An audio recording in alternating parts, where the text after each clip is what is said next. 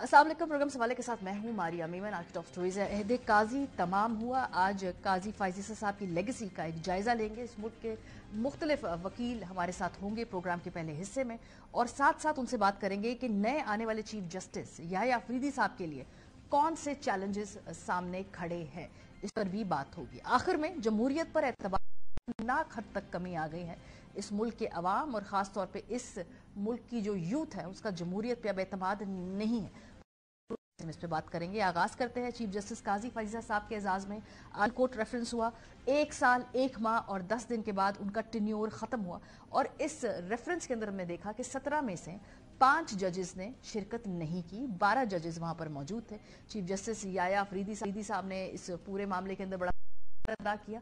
जब ये रेफरेंस हुआ उसके बाद हमने देखा कि काजी फाइज़ा साहब हियरिंग से बाहर निकले और उन्होंने बुनियादी इंसानी हकूक की एक यादगार है उसकी बुनियाद रखी। बकौल उनके ये उनकी जाते जाते एक लेगेसी है, और वहाँ पर इस यादगार के ऊपर कुछ बड़ी दिलचस्प बातें लिखी हुई थी। ज़रा उनका जायज़ा लेते हैं, क्योंकि यादगार बनाना तो एक बड़ा ही सुपरफिशियल सा काम है, लेकिन जिन प्रिंसिपल्स के लिए आप स्टैंड करते हैं, जिसको इस यादगार के ऊपर आपने लिखवाए हुए हैं, वो आपके अपने टेन्योर के दौरान उनको कितना मद्देनजर रखा गया, ये जायजा लेना भी ज़रूरी है। अगर आप इसको करीब से देखें तो उसके अंदर इजहार राय की आज़ादी की बात की गई है। पाकिस्तान के अंदर रिपोर्टर्स साइंस बॉन्डर की मेरे पास रिपोर्ट थी, जिसमें वो बता रहे थे कि गुज़श्ता 1 साल में पाकिस्तान में तनज़्ज़ुली हुई है 2 पॉइंट्स दर्जे नीचे आया है पाकिस्तान आज़ादी इज़हार के अंदर, और ये पूरे 1 साल के दौरान होता रहा। सियासी तौर पर हमने देखा कि कुछ सियासी जमातों को आज़ादी इज़हार राय की इजाज़त भी थी, जलसे करने की इजाज़त थी, पॉलिटिकल एक्टिविटीज़ करने की इजाज़त थी, जबकि कुछ मखसूस जमातों के लिए ये आज़ादी नहीं थी। ये सब कुछ होता रहा काजी फाइज़ा साहब के टेन्योर के दौरान ही, लेकिन हमने देखा नहीं, अभी दीवार तो कर दिया है। गालिबन ये याद कराएगा उन प्रिंसिपल्स को जो जिसमें वो बिलीव करते हैं, फॉर्चुनेटली तो वो कर सके। एक और नुक्ता बड़ा इंटरेस्टिंग लिखा है, वो लिखा हुआ है नक्लो हरकत की आज़ादी। नक्लो हरकत की आज़ादी की भी बड़ी हमने खूबसूरत मिसालें देखी इस गुज़श्ता 1 साल के अंदर, जब खास तौर पे चीज़ करने की लोगों को घरों से उठाया जा रहा था, उनको वोट डलवाने के लिए, वोट निकलवाने के लिए मुख्तलिफ मौक़ात के अंदर हमने देखा कि लोगों की शिकायत थी, सियासी जमातों के गिले थे, शिकवे थे, सब कुछ काजी साहब की वॉच के दौरान होता रहा। नकलो हरकत की कितनी आज़ादी थी 1 साल में, खास तौर पे इलेक्शन से पहले और इलेक्शन के फौरन बाद, ये भी हमने इसी टेन्योर के दौरान देखा। अंजुमन साजी का हक ये वहाँ पे कंधा कराया है, इसको जैसे कहते हैं क्रिस्टलाइज कर दिया है काजी साहब ने इस मॉन्यूमेंट के अंदर। अंजुमन साजी का हक लिख तो दिया है, लेकिन क्या उनके अपने दौर के अंदर तमाम सियासी जमातों को खुलकर इजाज़त थी सियासत करने की? क्या एक सियासी जमात से उनके निशान नहीं लिया गया जो इलेक्शन का था? और क्या उस फैसले की गलत इंटरप्रिटेशन इलेक्शन कमीशन कर रहा था तो उसके लिए वजाहत की ज़रूरत नहीं थी? वो वजाहत आई बाद में, हमने देखा कि कह दिया गया कि इलेक्शन कमीशन ने गलत इंटरप्रिटेशन की, लेकिन उस एक 13 जनवरी के फैसले की बुनियाद पर इलेक्शन हुआ जिसके ऊपर आज तक सवालात उठते हैं। तो ये भी लेगेसी काजी साहब के जो वॉच है उसके दौरान हुआ। अगला एक नुक्ता बड़ा इंटरेस्टिंग है, इज्तिमा का हक। Again at the cost of repeating my self, इस दौरान हमने देखा कि दफ़ा 144 मुल्क के तमाम बड़े शहरों के अंदर रही, और वो बड़ी पिक एंड चूज थी, कुछ फैक्ट के लिए, कुछ लोगों के लिए, कुछ सियासी जमातों के लिए, सिविल सोसाइटी से ताल्लुक रखने वाले कुछ लोगों के लिए। दफ़ा 144 की जो शर्त थी वो बड़ी रिलैक्स थी, इतनी कड़ी शर्त थी कि हमने जगह जो मुजाहरे करने के लिए होते थे तो फिर उनको गिरफ्तार कर लिया जाता था, और कई कराते रहते थे। तो ये लिखा तो यहाँ पे गया है, लेकिन क्या इसको इंश्योर किया गया अपने 1 साल 1 माह 10 दिन की इस टेन्योर के अंदर? ये भी एक सवालिया निशान है। इसके अलावा जीने की आज़ादी, जी ये बड़ा एक अहम सवाल है, क्योंकि इस पूरे 1 साल में मैंने देखा कि काजी साहब की अपनी सबॉर्डिनेट कोर्ट्स के अंदर से उन्होंने गिला किया टू काजी साहब, उनको बताया कि उनके काम के अंदर रुकावट डाली जा रही है। हाई कोर्ट के इस्लामाबाद के वो 6 जजेस ऑन रिकॉर्ड हैं, उनका ख़त मौजूद है, उनको जीने के हक के हवाले से, काम करने के हक के हवाले से उन्होंने अपने ही टॉप बॉस की तरफ देखा तो वहाँ से उनको कोई खातिर खा जवाब नहीं मिला। अरशद शरीफ केस भी इस पूरे 1 साल के दौरान हमने देखा कि नहीं लगाया चीफ जस्टिस ऑफ पाकिस्तान के लिए।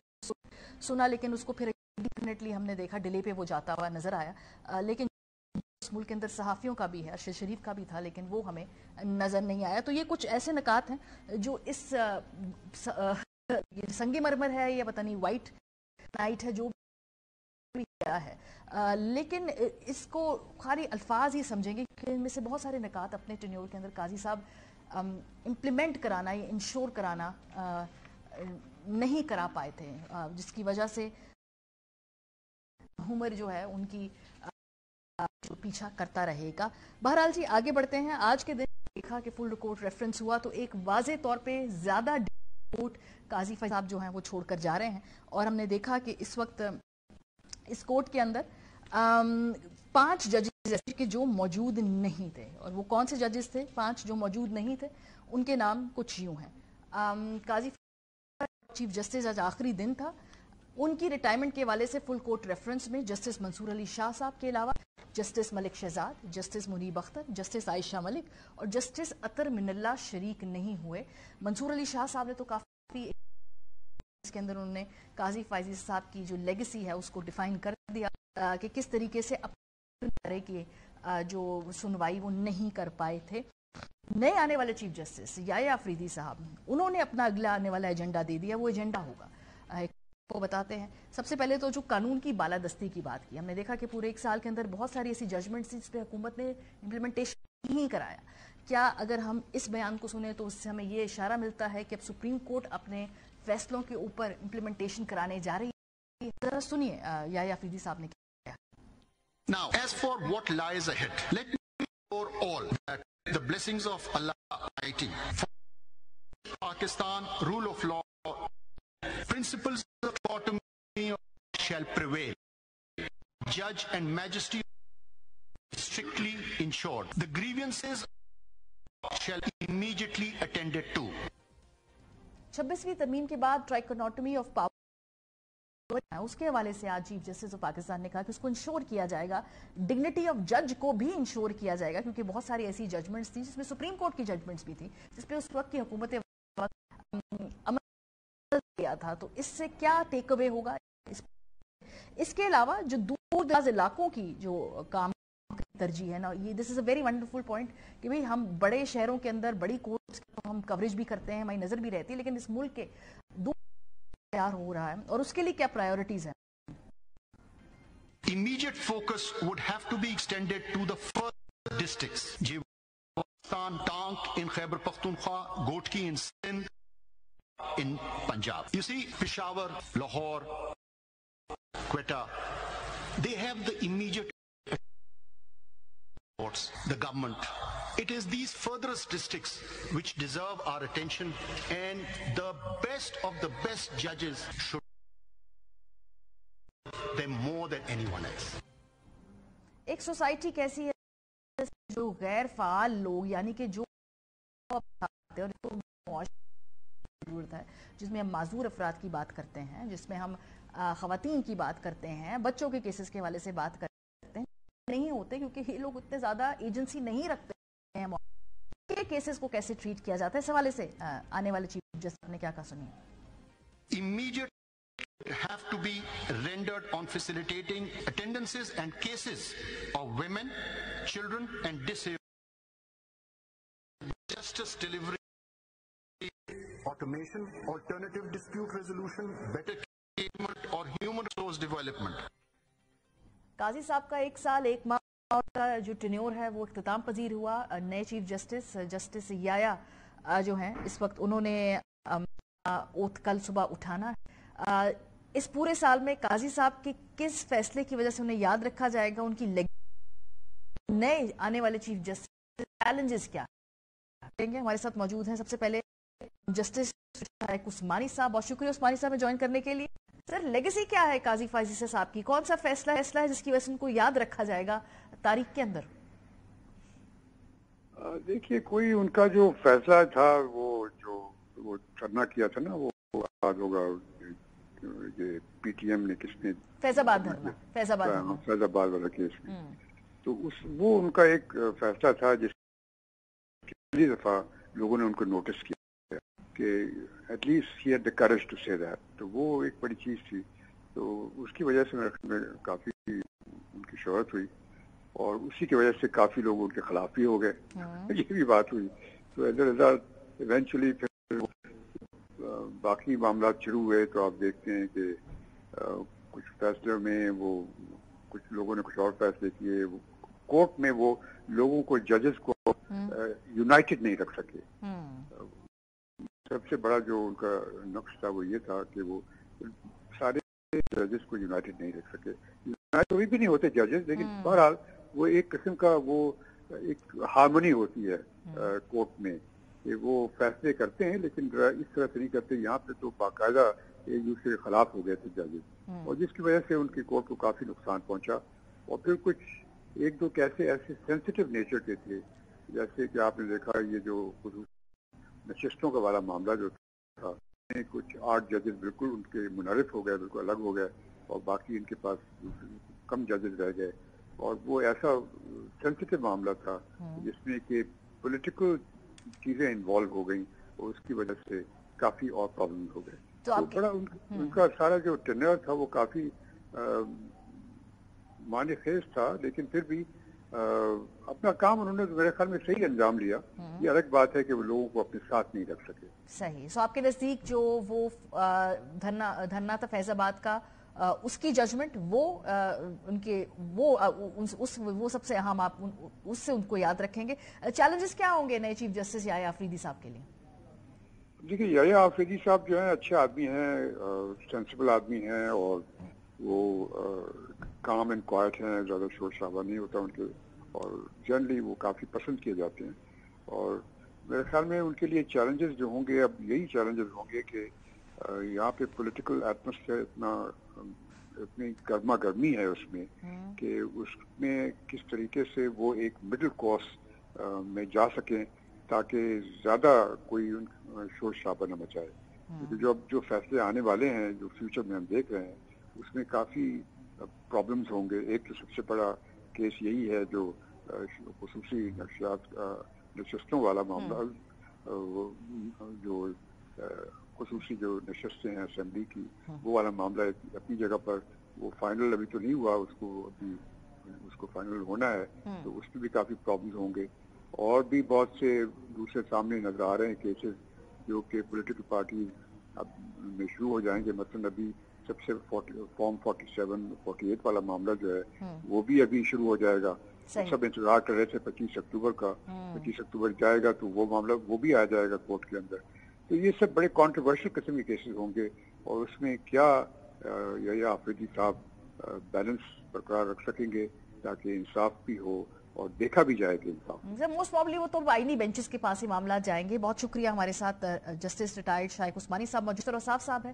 السلام علیکم. اشرف صاحب, بڑا بیسک سوال پوچھ رہی ہوں میں آج اپنے تمام جو بھی پروگرام میں کنٹریبیوٹرز ہیں ان سے. وہ کون سا فیصلہ ہوگا جس کی بنیاد پہ یا جس کی حوالے سے قاضی فائز عیسیٰ صاحب کو یاد رکھا جائے گا؟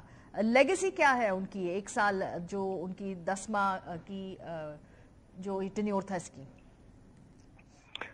سوال تو آپ کا بالکل مناسب ہے, اور جج کی لیگیسی جو ہے اس کی ججمنٹس ہوتی ہے.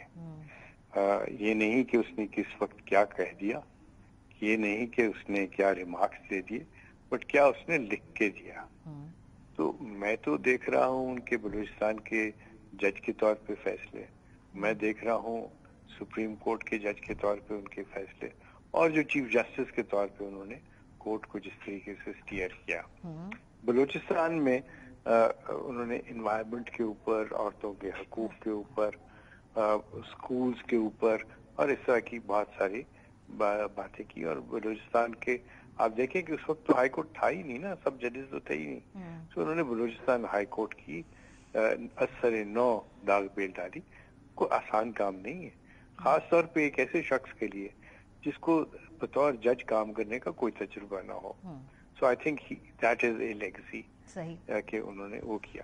دوسرا جو یہاں پہ کیس چلے سپریم کورٹ میں, ان میں ہبارہ بسٹرڈ کا کیس ہے جس کے اندر انہوں نے بہت کریزی سے کام کیا, اور گو کہ وہاں پہ ان کو اوور رول کیا گیا. But that again is a judgement جس کے اندر بہت ساری انہوں نے اصلاحات کی بات کی, اور सब कुछ किया. پھر آپ کے سامنے کیس ہے, دھرنے کا کیس ہے, اس کے اندر انہوں نے جو چیز ہائی لائٹ کی وہ یہ ہے کہ بنیادی حق ہے ہر کسی کا احتجاج بھی کرنے کا, بنیادی حق ہے اپنی بات کو سنوانے کا اور پولیٹیکل پروسیس میں حصہ لینے کا, لیکن اس کی کچھ قیود ہیں. سو دس از another landmark judgment which I would say. پھر ان کی کنٹریبیوشن جو کیس آیا تھا ملٹری کورٹس پہ, جہاں پہ انہوں نے ڈیفائن کیا کہ کس طریقے سے ڈیو پروسیس کیا چیز ہے اور کیا ملٹری جسٹس اور جو عام کورٹس میں جسٹس ہے اس کا موازنہ کیا. سو یہ سب چیزیں ہیں. پھر 63A کے اندر جو ایک ایسا غلط کام ہو گیا ہوا تھا اس کو, اور ہم کیوں بھول رہے ہیں کہ ذوالفقار علی بھٹو کا جو ریفرنس تھا ان کے متعلق وہ کئی برس التوا میں رہا. تو آپ دیکھیں گے کہ ایک اور بہت صفت جو مجھے نظر آئی وہ یہ ہے کہ ان کی لسٹ جو ہے وہ ایگزاسٹ ہوتی تھی. ٹھیک ہے, آخری کیس تک ایک معاملہ جو ہے سنتے تھے. صحیح, یہ ایک بڑی بات ہے. آگے اب اگلا سوال میرا ہوگا کہ نئے آنے والے چیف جسٹس صاحب کے لیے بڑے چیلنجز کیا ہے, بیکاز ہم دیکھ رہے ہیں کہ کورٹ پہلے سے زیادہ ڈیوائیڈڈ ہے. بندیال صاحب جب چھوڑ کر گئے اس وقت کورٹ میں بڑی واضح دراڑ تھی, اب وہ دراڑ واضح ترین ہو گئی ہے. اس کے علاوہ کیا اور چیلنج ہے نئے چیف جسٹس کے لیے؟ ہاں دیکھیے, نئے چیف جسٹس مجھے یقین ہے, مجھے امید ہے کہ کیونکہ میں ان کو بھی دیکھ رہا ہوں جب وہ پشاور ہائی کورٹ کی, جب وہ اسسٹنٹ ایڈوکیٹ جنرل تھے تب بھی میں نے ان کو کام کرتے دیکھا, ایز اے لائر ان کو کام کرتے دیکھا, ایز اے جج آف دی ہائی کورٹ کرتے دیکھا, اور جس طریقے سے وہ اصلاحات لے کے آئے KPK میں ایز اے چیف جسٹس, اور جو سول ججز کی انڈکشن اور یہ سب چیزیں, یہ قابل ستائش ہے. اب اس تجربے کو آگے لے کے چلیں گے وہ, مجھے امید ہے. سب سے پہلا کام جو ہے وہ تو ہے فل کورٹ کو بلانا, فل کورٹ کی میٹنگز کرنا, اور میں تو سمجھتا ہوں کہ جس طرح کابینہ کی میٹنگ ہر ٹیوزڈے کو ہوتی ہے, اسی طرح فل کورٹ کی میٹنگ بھی ایک دن مختص کر لیں. سب ججز 13 جج ہیں, بیٹھیں اور پچھلے دنوں کی کارکردگی دیکھیں, آگے کا لاہ عمل طے کریں. تو یہ مل جل کے جو سارے کام ہیں اس کے اندر بڑے آسانیاں ہوتی ہیں. یاد رکھیے اجتماعی فیصلے جو ہے وہ بہتر فیصلے ہوتے ہیں. بے شک, بہت شکریہ, بہت شکریہ. ہمارے ساتھ اشرف صاحب موجود تھے. اب بڑھتے ہیں, صلاح الدین احمد صاحب ماہر قانون, سابق صدر سندھ ہائی کورٹ بار بھی تھے, رہ چکے ہیں, ہمارے ساتھ موجود ہے. بہت شکریہ صلاح الدین جوائن کرنے کے لیے. سوال میرا بڑا بیسک ہے, جو میں مختلف لوگوں سے, مختلف جو قانون دان ہیں ان سے پوچھ رہی ہوں, وہ کون سا فیصلہ ہوگا قاضی فائزہ صاحب کا جس کی بنیاد پہ تاریخ انہیں یاد رکھے گی, ان کی جو لیگیسی ہے اس بنیاد پہ وہ چھوڑے جا رہے ہیں آپ کے نزدیک؟ اور پھر اگلا سوال یہ ہوگا کہ نئے آنے والے چیف جسٹس کے لیے کیا چیلنج ہے؟ دیکھیں, جو قاضی فائز عیسیٰ صاحب کے بطور چیف جسٹس, میں سمجھتا ہوں ان کی لیگیسی کے 2 حصے ہیں. جب وہ آئے تھے تو سب سے پہلا انہوں نے فل کورٹ بلا کے پریکٹس اینڈ پروسیجر میں چیف جسٹس کے جو اختیارات تھے وہ ڈیوائیڈ کیے, کمیٹی کو وہ اپہولڈ کیا پریکٹس اینڈ پروسیجر ایکٹ, تو وہ بہت سراہا گیا. اس کے بعد جو 62(1)F میں تاحیات نااہلی والا ایشو تھا وہ انہوں نے ختم کی, تاحیات نااہلی. پھر بھٹو ریفرنس کیس تھا, اس میں جو سپریم کورٹ سے ماضی میں جو زیادتی ہوئی تھی اس کا اعتراف کیا گیا, تو وہ بھی ان کو بھی ایگزونریٹ کیا. پھر مشرف صاحب کی کنوکشن تھی وہ اپہولڈ کی, تو وہ ان کے اچھے فیصلوں میں سے گنے جائیں گے. جہاں ان کی لیگیسی کا جو کوسچنبل حصہ ہے وہ ہے جو بلے والے کیس میں PTI سے الیکٹورل سمبل کھینچا گیا. اس کے بعد اس فیصلے میں کیونکہ وضاحت نہیں کی تھی کہ PTI کا وجود ہم نے ختم نہیں کیا, اس لیے ایک جگہ کھولی گئی کہ ECP اس کی اپنی مرضی سے تشریح کرے, جس کی وجہ سے یہ سارا ریزرو سیٹس کا کرائسس ہوا. پھر جو میں سمجھتا ہوں جن چیزوں میں ان کے اوپر سوالات اٹھائیں جائیں گے اور تنقید بھی کی جائے گی کہ جب پریکٹس اینڈ پروسیجر میں انہوں نے اختیارات چیف جسٹس کے कम कर दिए थे।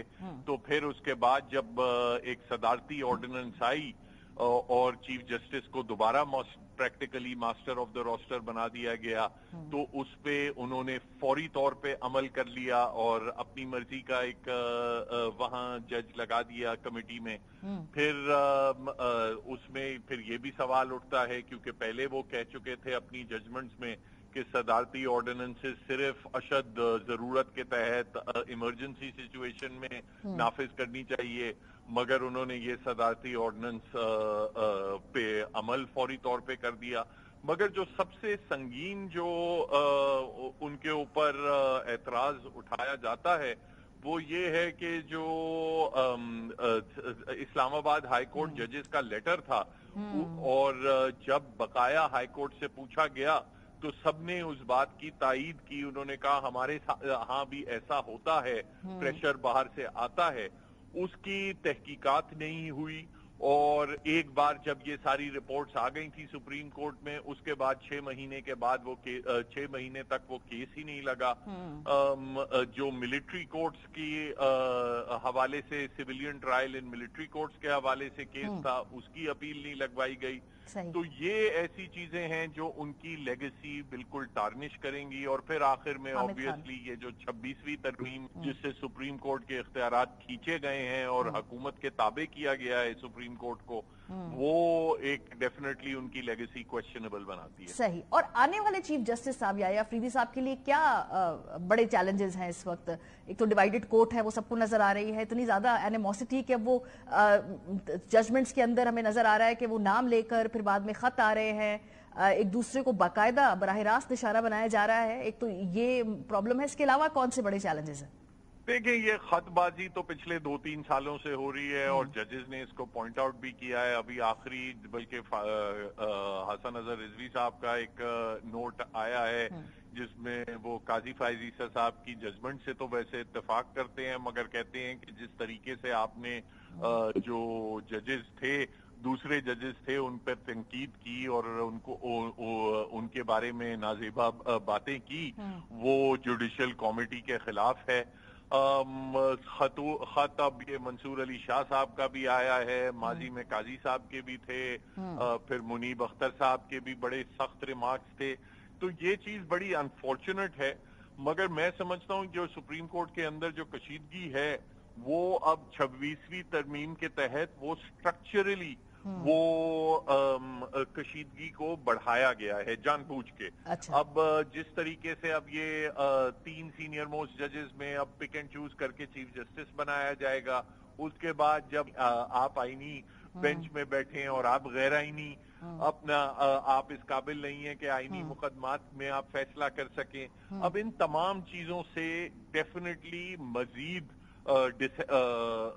सुप्रीम कोर्ट में डिस्टर्बेंस होगी, फिर झगड़े होंगे ऑन जुरिस्डिक्शन कि कौन सा केस वाकई आईनी बेंच के सामने जाना चाहिए, कौन सा नहीं जाना चाहिए।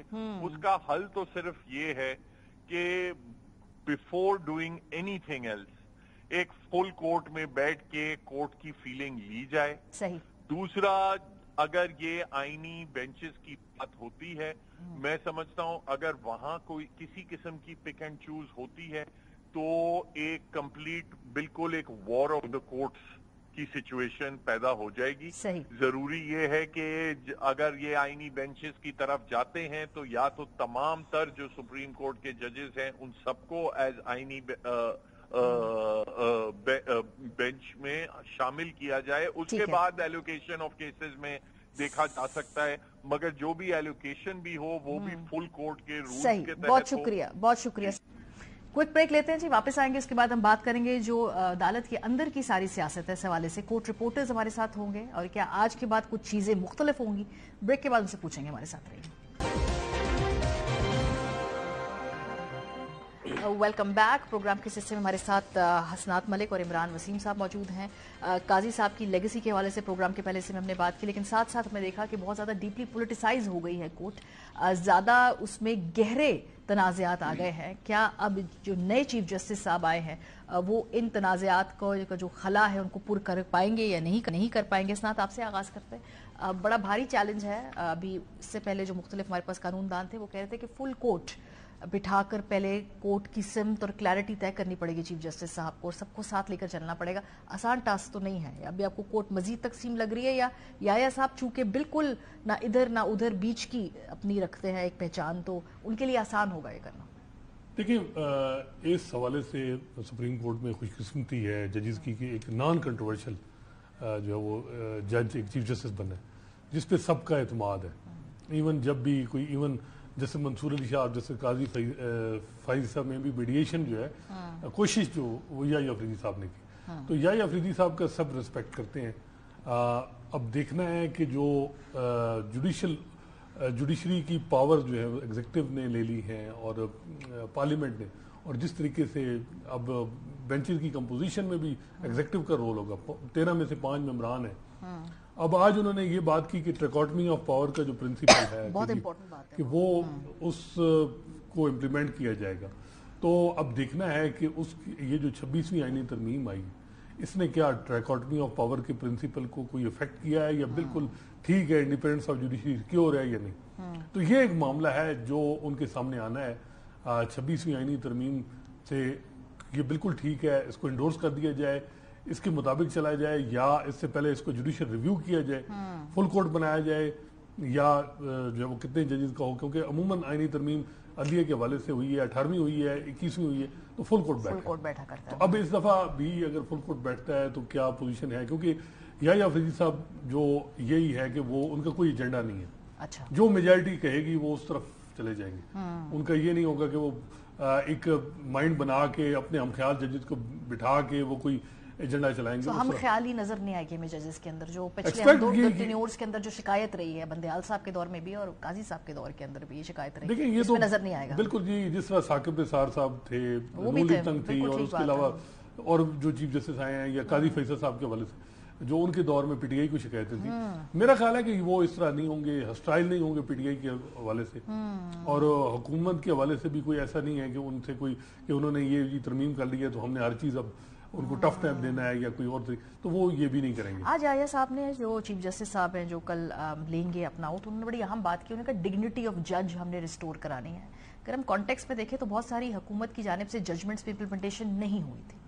अगर हम मखसूस नशिस्तों की बात करें उसके ऊपर भी जो आने वाले चीफ जस्टिस साहब है उनका नुक्ता नज़र मुख्तलिफ था, लेकिन वो मखसूस नशिस्तों के में वो अक्सरियत फैसले के साथ थे। तो ऐसे बहुत सारे फैसले जिस पे हुकूमत ने इम्प्लीमेंटेशन नहीं की, क्या आपको इस बयान से लगा कि इम्प्लीमेंटेशन के बारे में वो एक सख्त रवैया अख्तियार करेंगे कि कोर्ट के फैसलों पे इम्प्लीमेंटेशन होनी चाहिए? देखिए, ये 26 अक्टूबर से पीछे, बल्कि 26 अक्टूबर नहीं, 26 अक्टूबर को तो वो चीफ जस्टिस का हल्फ उठाएंगे। ये आईनी तरमीम 20 अक्टूबर को पास हुई है। 20 अक्टूबर से पीछे जाएंगे तो सिनेरियो आपको और मिलेगा। 21 अक्टूबर में जब हम दाखिल होते हैं तो सिनेरियो बिल्कुल मुख्तलिफ हो जाता है। जब आईनी तरमीम पास हो गई, आईनी तरमीम का गजट नोटिफिकेशन जारी कर दिया गया, तो अदलिया में जो तकसीम आई है, तकसीम क्या मतलब, उसमें जो तब्दीली आई है, अब कॉन्स्टिट्यूशनल बेंचेस बनेंगे। अब ये जो आपने जजमेंट की बात की मखसूस नशिस्तों के हवाले से, अब इसमें कानून की इंटरप्रिटेशन का सवाल आ चुका है। अच्छा, वो आ चुका है कि जो इलेक्शन एक्ट में हुकूमत ने अमेंडमेंट की है, अब नजरसानी तो लगनी है उन्हीं जज साहबान के सामने, लेकिन जब उस जज साहबान के सामने लगेगी और फिर ये नुक्ता उठेगा कि अब चूंकि इलेक्शन एक्ट में तरमीम हो चुकी है और इलेक्शन एक्ट में तरमीम होने के बाद अब इस इशू की जो इंटरप्रिटेशन करनी है वो कॉन्स्टिट्यूशनल बेंच ने करनी है, तो क्या ये अदालत, ये बेंच जो है उसको सुन पाएगा? ये बड़ा क्वेश्चन है, क्योंकि इलेक्शन कमीशन के सामने सवाल यही है। इलेक्शन कमीशन जो एक सवाल उठा के इस फैसले पर मुकम्मल तौर पे अमल दरामद नहीं कर रहा, जुज़वी तो उन्होंने अमल दरामद कर दिया, 39 पीटीआई के डिक्लेयर कर दिए, लेकिन वो भी उन्होंने नजरसानी के जरिए चैलेंज कर रखे हैं। आप कह रहे हैं कि रिव्यू होगी जजमेंट, उसके बाद हम देखेंगे इंप्लीमेंटेशन या नहीं होगी, ये आप नहीं, रिव्यू नहीं मैं कह रहा, मैं कह रिव्यू भी अब हो सकता है कि कॉन्स्टिट्यूशनल बेंच की तरफ जाए। एग्जैक्टली, वो तो इसके जरूरी नहीं कि ये फैसला इसी शक्ल में कायम रहे, ये आप बात यही मैं कह रहा हूं, क्योंकि उसमें अब डिटरमिन ये होना है कि चले फैसला तो सुप्रीम कोर्ट ने दे दिया, लेकिन जब इलेक्शन एक्ट में तरमीम हो गई तो क्या इलेक्शन एक्ट वाला जो कानून है उसके मुताबिक इलेक्शन कमीशन अदालती फैसले पर अमल दरामद करेगा या फिर उस कानून को नजरअंदाज किया जाएगा? लेकिन हमने देखा कि बहुत सारी जजमेंट्स पे हुकूमत ने जो है इम्प्लीमेंटेशन नहीं की। बंदेयाल साहब की भी थी और पिछली दफा भी हमने अक्सरियती फैसला देखा, उस पर इम्प्लीमेंटेशन नहीं की, उस पर कानूनी वजाहत मांगती रही, उलझाती रही, वक्त निकालती रही। जस्टिस याया साहब के साथ could they get away with it कि भाई इम्प्लीमेंटेशन नहीं मेरे ख्याल से बंदयाल साहब खुद भी उस फैसले पर अमल दरामद नहीं चाहते थे।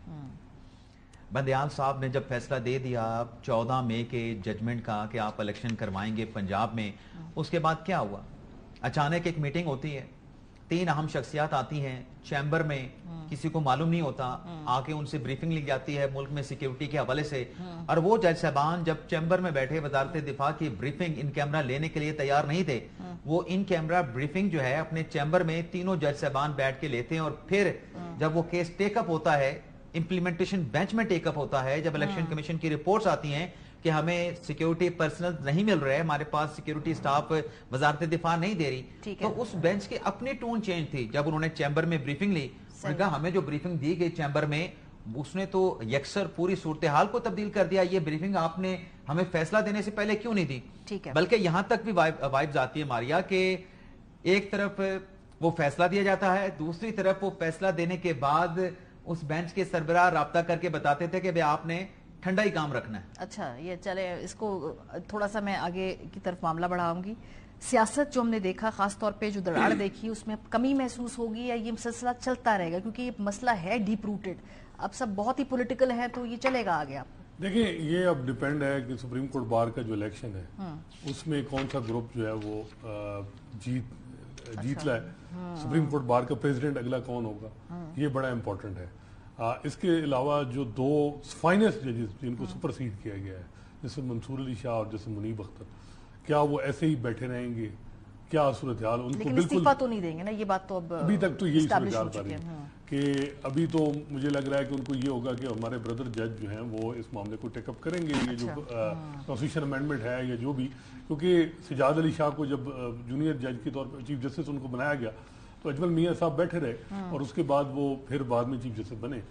तो अब देखना है कि क्या सूरत हाल बनती है कि इनको कॉन्स्टिट्यूशन बेंचेस का भी हिस्सा, मेरा नहीं ख्याल कि हुकूमत तो नहीं चाहेगी कि इनको बनाए, तो फिर क्या सूरत हाल बनती है। जैसे याहिया अफरीदी के लिए बहुत बड़ा टेस्ट है कि वो इन हालात में एक तरफ हुकूमत बहुत ज्यादा अग्रेसिव नजर आ रही है अदलिया के हवाले से, दूसरी तरफ दूसरे ब्रदर जज हैं जो उन्हें मालूम है कि जो बड़ा यानी उनका अच्छा करियर, एक आध फैसले से अगर किसी को इतराज है तो उस बुनियाद पे आप ये तो नहीं कि उसको सुपरसीड कर दें। ठीक है। और इन हालात में जो है वो अब देखना है कि याहिया अफरीदी साहब उनकी अप्रोच क्या होगी, वो प्रिडिक्टेबल नहीं है। इसमें आप ये भी नहीं कह सकते कि हुकूमत जो है हुकूमत को बड़ा एडवांटेज होगा, और आप ये भी नहीं कह सकते कि जी अपोजिशन या उन जजेस को एडवांटेज होगा, वो प्रिडिक्टेबल नहीं है। लेकिन वो पीटीआई के लिए ये है खुशखबरी की वो हॉस्टाइल नहीं होंगे, कि वो काजी साहब भी नहीं है, काजी साहब उनके लिए खुशखबरी, हॉस्टाइल नहीं होंगे, वो इस तरह अग्रेसिव नहीं होंगे। और हुकूमत के लिए खुशखबरी है कि वो मंसूर साहब नहीं है। एक चीज है, हुकूमत को एक एडवांटेज है, वो है कि वो